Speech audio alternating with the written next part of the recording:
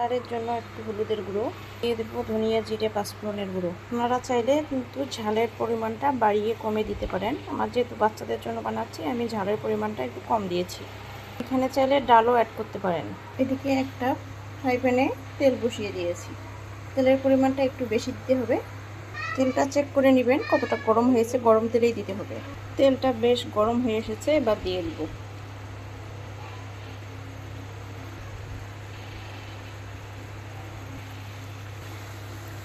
একে একে আমি সবগুলোই দিয়ে দিয়েছি। এবার মিডিয়াম হিটে ভেজে নিব, কারণ তাহলে কুরকুরে খেতে হবে, মুসমুসে হবে। এখন আমি চা রেডি করব। আদা কুচি দিয়ে দিয়েছি, দিয়ে দিব ছোটো এলাচ, দারচিনি, গোলমরিচ, গোলমরিচ, লবঙ্গ। এবার দিয়ে দিব 1 চিমটি লবণ। সবগুলোই উল্টে পাল্টে দিচ্ছি। দুই সাইডেই সমানভাবে ভেজে নেব। চিনি, আপনারা চাইলে কিন্তু আপনাদের পছন্দ মতো মশলাও অ্যাড করতে পারেন, তাতে কোনো সমস্যা নেই। ডালও অ্যাড করতে পারেন।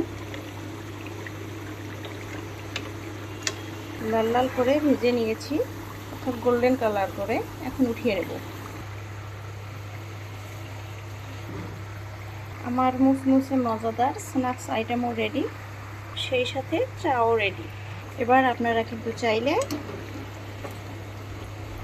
টমেটো সস বা মেয়োনিজ যে কোনো সস দিয়ে পরিবেশন করতে পারেন। অতিথি আপ্যায়নেও বেস্ট। এর আগেও আমি বানিয়েছিলাম। আমি যে কোনো খাবার আগে বানিয়ে টেস্ট করে দেখি, তারপরে বানিয়ে রিভিউ দিই।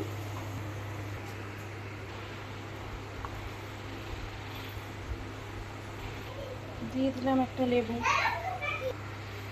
এবার ভেঙে দেখাই ভিতরটা।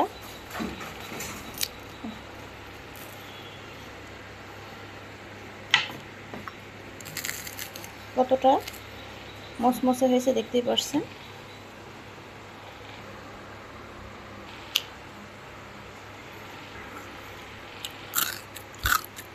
বৃষ্টির দিনের জন্য একটা বেস্ট রেসিপি। বিশেষ করে যারা একটু ঠান্ডা গরম পড়লে সর্দি জ্বর হয় বা মুখের স্বাদ থাকে না, তারা কিন্তু চাইলেই ট্রাই করতে পারেন। ঝালের পরিমাণটা বাড়িয়েও দিতে পারেন, বাড়িয়ে কমিয়ে দিতে পারেন। ভালো থাকবেন সবাই। আল্লাহ হাফেজ। ভিডিও ভালো লাগলে ফেসবুক পেজ থেকে হলে পেজটি ফলো করে রাখবেন এবং ইউটিউব চ্যানেল থেকে